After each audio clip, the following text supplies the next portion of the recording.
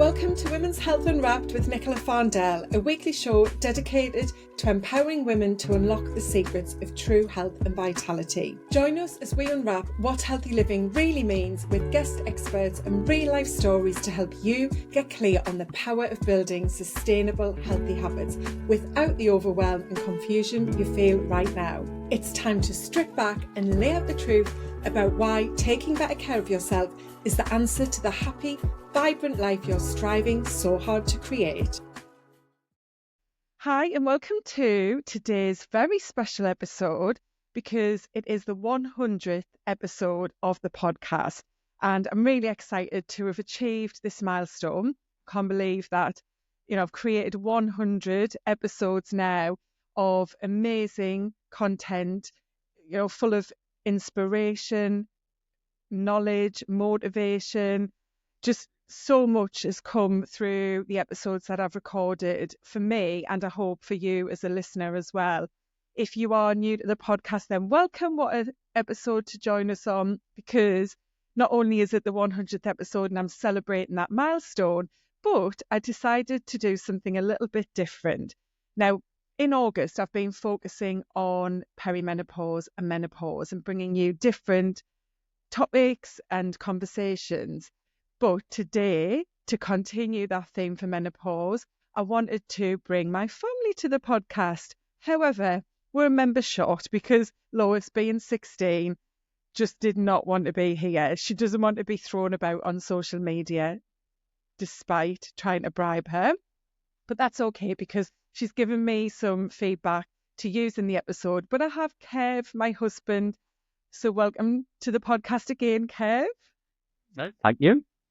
Doesn't seem a long time ago I've been away, does it? I know.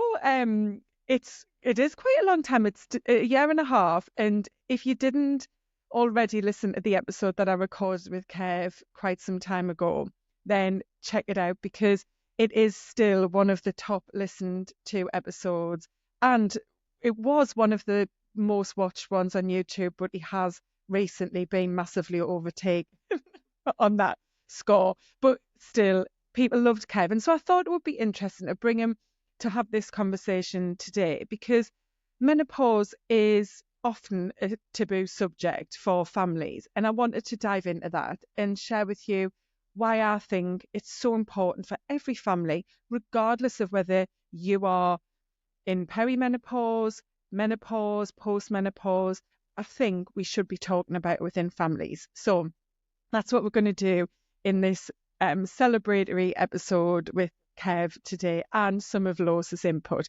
So I'm going to kick off by asking you, Kev, to let me know what you thought of when you first heard the word menopause, if you can remember that.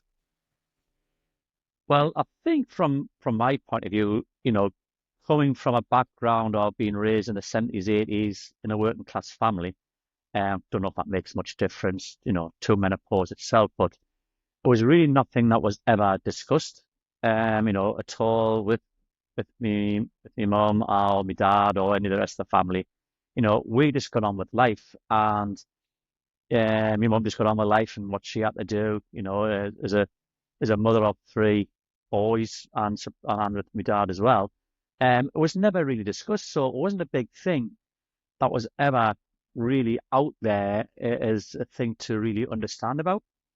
I think going forward, and even still into the noughties, shall we say, and in previous marriage where my partner was older than me, my ex-partner, I should say, was older than me, it was still not a thing that was really ever discussed around any sort of conversations within the house or outside of the house. And I think from my mindset and naivety, it probably is, it was just a thing that a woman just got on with in that respect. And, we as partners couldn't support them on that. And it was just them getting through their hot flushes, getting through their mood swings, and just getting along with life. So I think, very naively, I think us men, and I speak for myself on that, never thought of menopause being a major thing or a major impact on a woman's life. Yeah, and I think that's very typical, not just for how it was, as you say, going back, over the last 40 years or so, but think even now, and that's why I wanted us to have this conversation and bring this to people to listen to and learn from, because in lots of relationships and then families, it's just not something that is spoken about. And I certainly feel through the work I do that many women are struggling on their own unnecessarily because they aren't sharing it. As you say, it in their mind as well. It's that belief of, well, I just have to get on with it. It's just something that women do. So, what would you say is the most surprising thing you've learned about menopause since we started talking about it more? I think the biggest thing for me is how it impacts a woman on her mental health around that, their self-confidence, self-belief, which I never really thought about in the past of that. Um, so that was really something that, especially if you're working as a partnership, as a couple, I think the woman does need a lot more support on that. I also think I think you've already talked about, is that communication between the two, and get a more better understanding of what that menopause is and more importantly, what the woman is going through on that. I think so. Mm. That to me has been the biggest things. And I think just obviously through ourselves and our discussions as well, and through your work and everything, I didn't really understand the impact of what it could have on a woman in her career. And I think that's when you've talked about the statistics of that, of how women don't progress, through in promotions or whatever they want to be, let's say in their 30s, and they've had to stop because of, you know, something that they can do nothing about. It is a real surprise, and it's something we need to get away from and understand a lot more better as husbands, as support people for the women themselves. Mm. Yeah, you touched on the mental health piece there, and that is something that many women don't have awareness of being a consequence of their menopause journey. It's something that can cause a lot of anguish and difficulties for women because they aren't aware and they think they're starting to lose their mind, that they may be getting early onset dementia, or that they are depressed, even though when they perhaps speak to somebody about it, they think, well, I'm not depressed overall, but I do have these feelings of being really down, the mood shifting, low points maybe around certain parts of their life. But because they don't know, that their brain's changing through the fluctuating hormones, it's something that they're not piecing together and putting into that menopause bucket. And that's a big piece of what I want to do, is to help women understand those psychological changes that can happen often more so than the physical changes we get in our bodies, because having that knowledge in itself is important, but then it's all empowering to do something about it. And as you said, that's a surprise because you weren't aware of that, but also many, many women going through it aren't aware of it. So one of the terms that I know is being new to you is perimenopause. And I think you've kind of leaned into that as you explained, in your previous relationship, how, menopause just wasn't spoken about and you really didn't know that there was this whole period of time that is called perimenopause, which leads up to the menopause itself. So when I know we talk about this a lot, in our home and family. Like, have you noticed any changes in me as I'm going through my perimenopause journey, which I think really felt like it started maybe about 12 to 18 months ago? Um, I want to be because of how our relationship has been anyway. I haven't seen that much. I know we do. I'm not going to say light-heartedly. I want to say jokes, don't want to trivialize it, but joke around about, let's say, your forgetfulness at times. And you go, oh, it's me perimenopause. Well, sometimes it's the case of we've got a lot of things on my mind, like we always have done, and we just generally forget things. Um, but I've seen sometimes some of your moods do swing, and a few times of that. And again, is with work, it's with life, it's just being a working parent as well, all around all that. But I do think from your self point of view, because you've acknowledged what you're going through and what this can become, I think how you handle it is probably a lot more positively, if you can say such a word on this, to many other women who think they're on their own with it. I think one of the big things is that you quite openly communicate of what this is about, both to me and to Lois. So you've got a good understanding of it, and we're always here to support, yourself when that's needed. Mm-hmm. And do So you feel, sorry, Bibbs, I was just going to say, do you feel like you have what you need to support me? um, I wouldn't say I've got all the tools, to be honest, because sometimes you do feel a little helpless still, and you're in a mood, shall we call it, or one of those things, and you think, do you speak? Do you not speak? Is it going to make it worse? Is it antagonizing more if you do speak? Do you sit in silence? But then is that antagonizing more because I'm sitting in silence, and that's you think that I don't care about it. So I think there's still a lot of education that is we need still to have, just to make sure we do support that. And it's for us to cope within ourselves as well with it, because what we don't want is a volatile house, shall we say, where either there's raised voices or there's just silence. Mm. Mm. And I don't think I've really asked you this before, but how is it amongst men that you work with or in your different friendship groups? Like, do they talk about it? Do they share what's going on with their wives or partners? No, not at all. Not at all. To me, that is still the big thing of it's not it's not a conversation that we'll talk about. Obviously, Captain Mega is the top conversation that we'll talk about. And now Oasis getting back together as a Priorities. second party. So there's priorities in there as conversations. But I do think, though, it's generally that is what men do. You could go 4 hours with a round of golf with somebody, then you come back and yourself will ask, oh, how's Dave, for example? How's he getting on? I would say, I don't know. I never asked him that.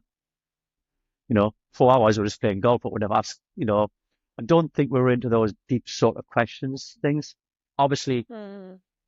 think with a couple of close friends and is that I will have them conversations because of where I've been and where I came from and my own personal journey. So there's a bit of, are you okay? Are you really okay?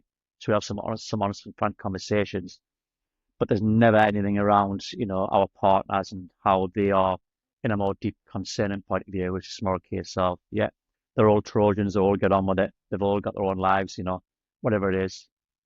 Yeah. So yeah, definitely nothing around about that.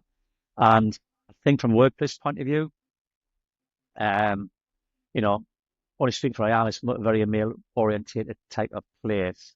But I still think though, even with the woman that's in there, it's still very little around about the menopause and how they are and how they work. I think it's a big thing we do need to get in all workplaces to have those open conversations with women and not have it a uncomfortable conversation or a taboo subject in the workplace to have. I think there needs to be an environment where they can express themselves and how are they feeling with it from a day-to-day point of view needs to be there. I think that's a big thing in the UK in general, what Yeah. we haven't got. And if you think how much of their lives or how much of your life, like most people spend at work, it's a big percentage, and that's an ideal place for people to have a safe, supportive space to go to, whether this is, the male or female, Wow. whether you're the person going through perimenopause or menopause, or you're the partner or other family member or friend. I think that is a perfect place for people to get knowledge and be supported, isn't it? Yeah, and I think the big thing now is that we are getting better in the mental health side of the workplace, and it's okay to be not okay, and it's and to talk either with strangers or helplines, etc. around that. So I think as the UK we're getting a lot better on that. But I think the menopause is way behind that in that journey, and I don't see the reason why it should be. I think that Mm. should be on a par with mental health because it certainly does go hand in hand, but also it's a case of, women do struggle with menopause. Will struggle in life and they need an outlet. Either it's a stranger to talk to about their frustrations, their pains, their agonies, whatever it needs to be. I think that is something that's critical that needs to be in the workplace going forward. Yeah. And I haven't paid him in advance to say that either, because, that is a big part of what I'm working to do, because I know that we have to make that the case. We have to make the workplace more supportive and inclusive of menopause for everyone, because there will be husbands, partners who are struggling because their partner is going through this. And, if someone is in a very difficult place with any of the symptoms and changes of menopause, it's going to affect the people that they live with. And those people are perhaps going to, as you said, Kev, like put on that brave face at home and maybe just try and get on with things. But then underneath, it's affecting them as well, because they're around that person who's struggling. And when it's someone you love, that has an impact on you as well, doesn't it? It does, yes. And I think that's one of the things is that, from one's point of view, they might try their best to hide what they're doing, but it still radiates about how they're feeling, in some Mm, instances in the household, even with the children's or the partner and everything, it's something that they shouldn't have to go and live it on their own in hmm that respect. And it's something that is within a partnership. It's life. It's never going to go away. There's no magic cure for that. It's how we deal with it, how we cope with it. mm, What can we do the best we can as a family, to get hmm through it. Yeah.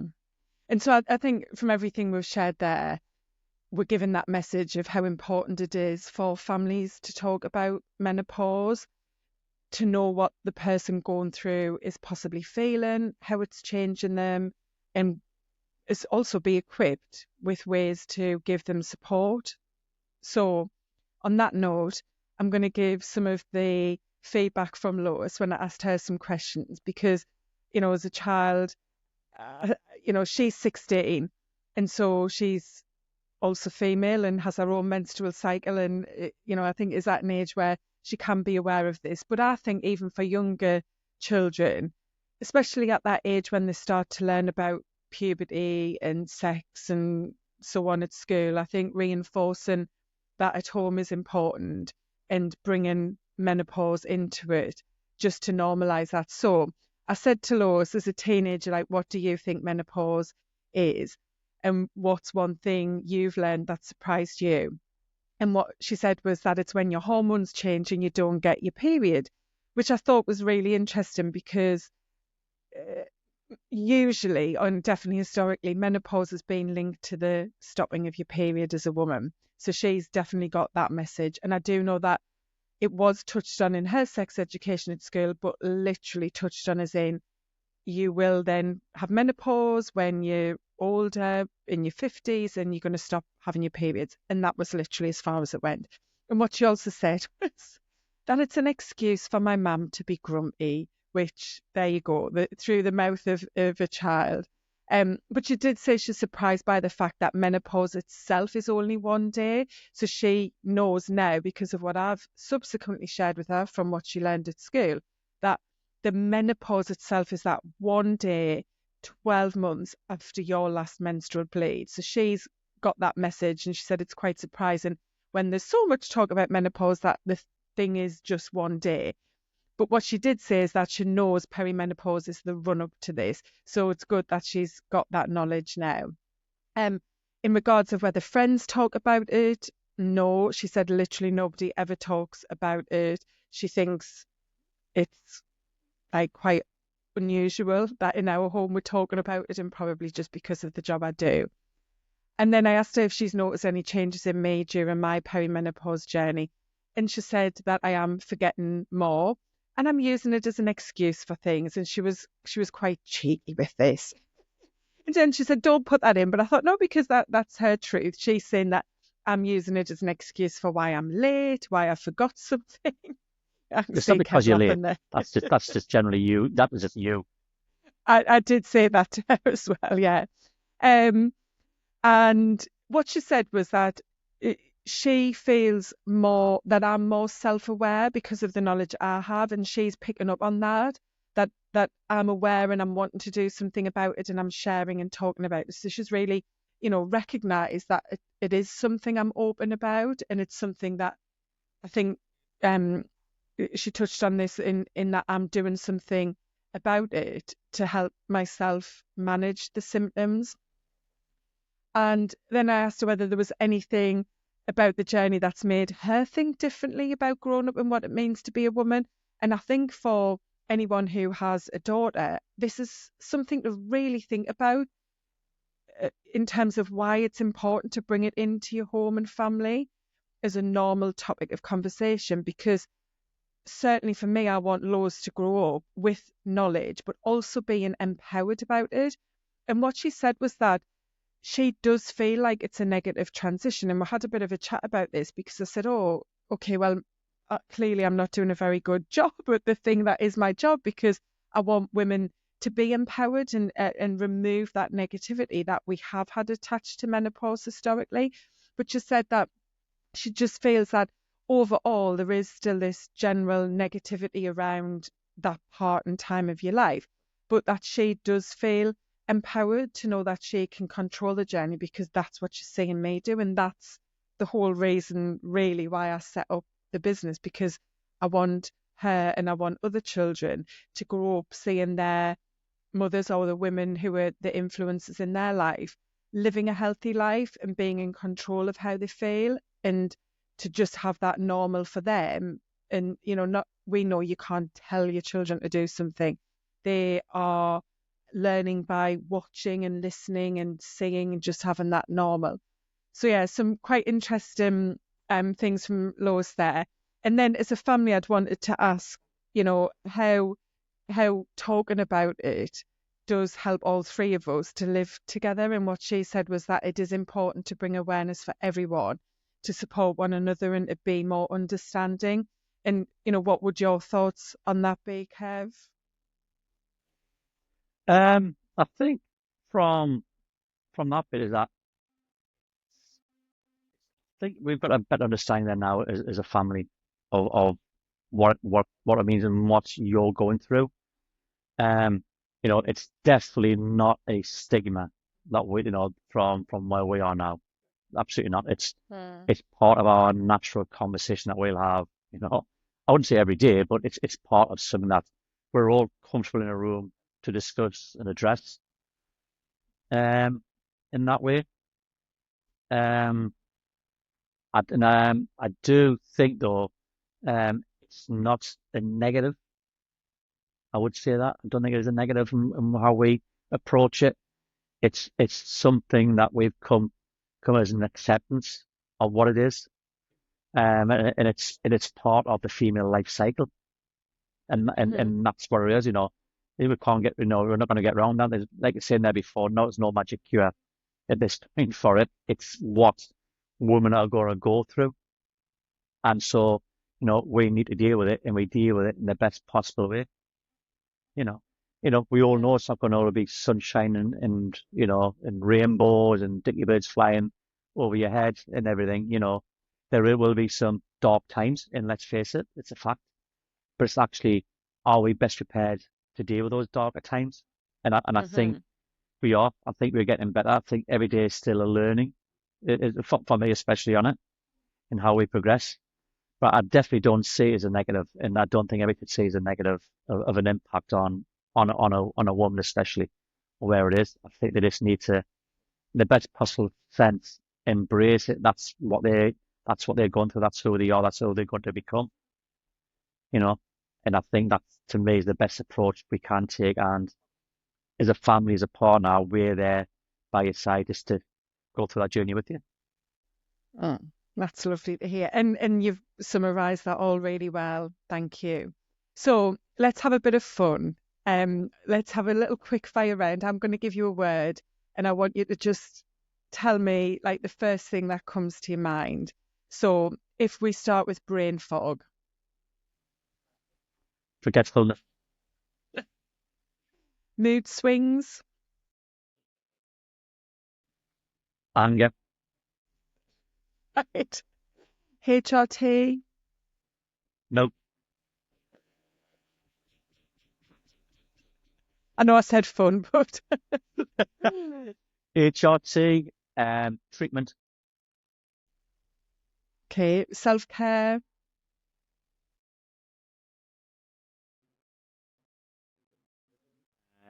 self-care would be looking after yourself. And then chocolate. 3. And periods.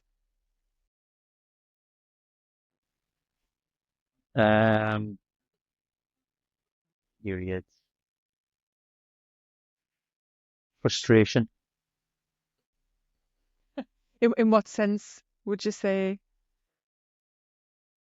Frustration for think me or for you or both. Yeah, I think frustration in that I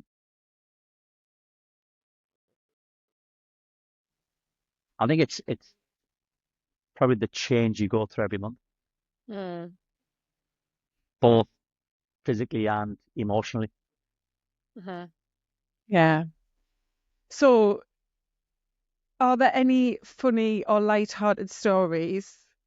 And I'm happy for you to share these that you've seen related to my perimenopause journey that you want to share.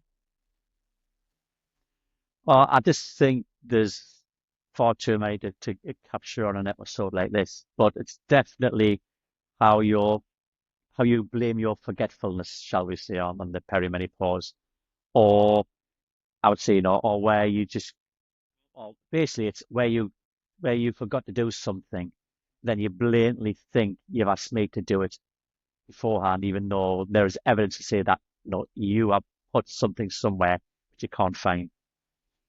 But then you just go on and on saying, you did it, you did that, you did that, until the point of you can't cover yourself no more. Then you go, oh, that must be the perimenopause.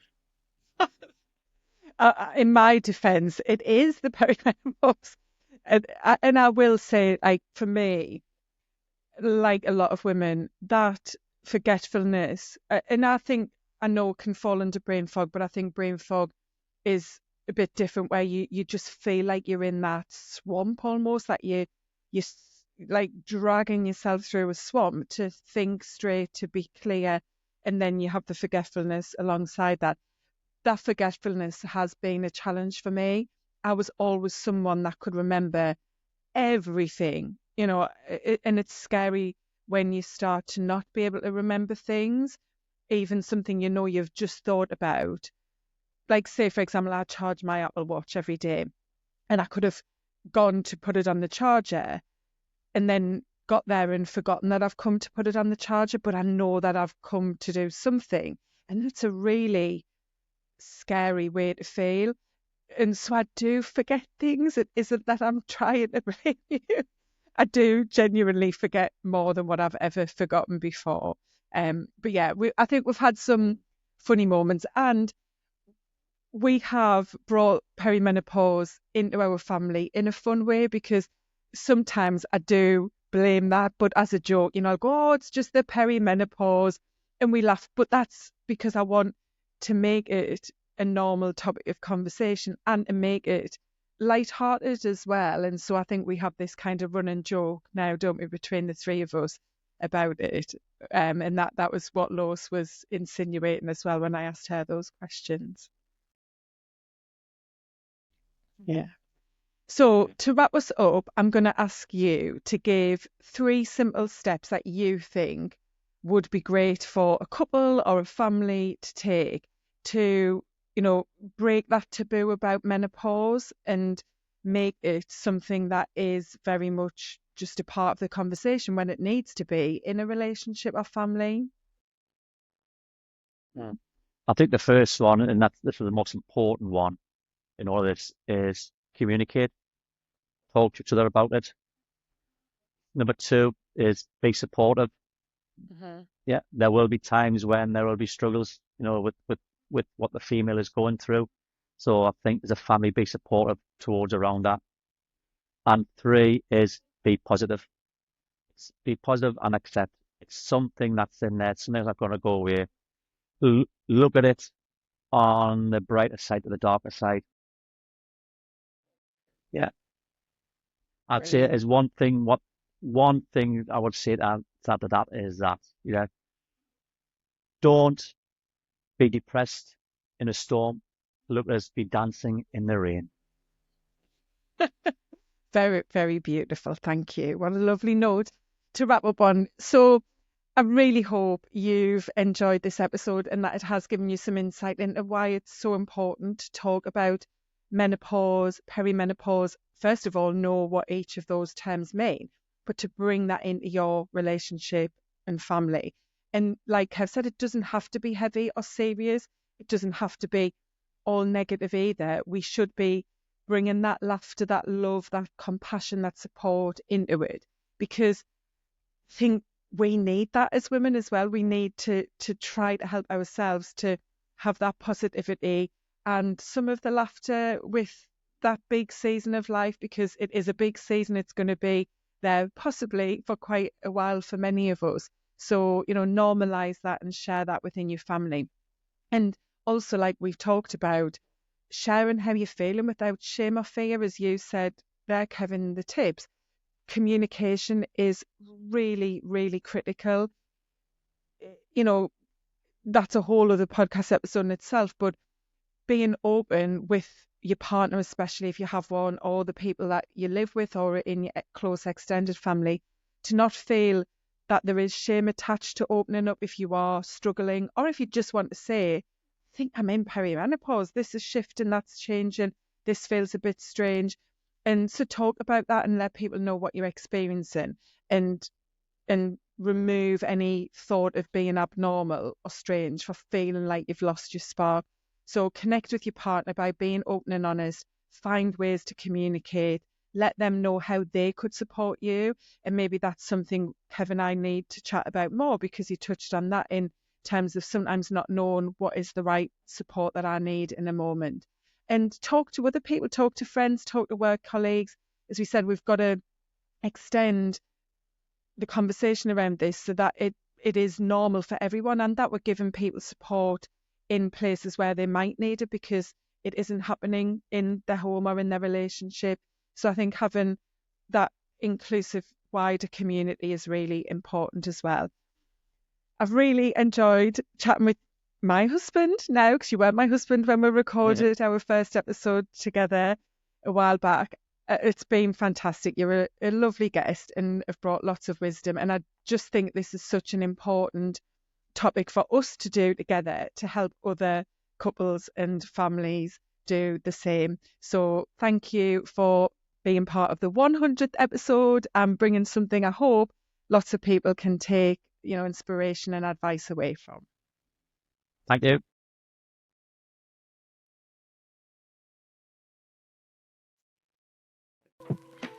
Thank you so much for joining today. If you've enjoyed the podcast, please remember to hit subscribe so you never miss an episode.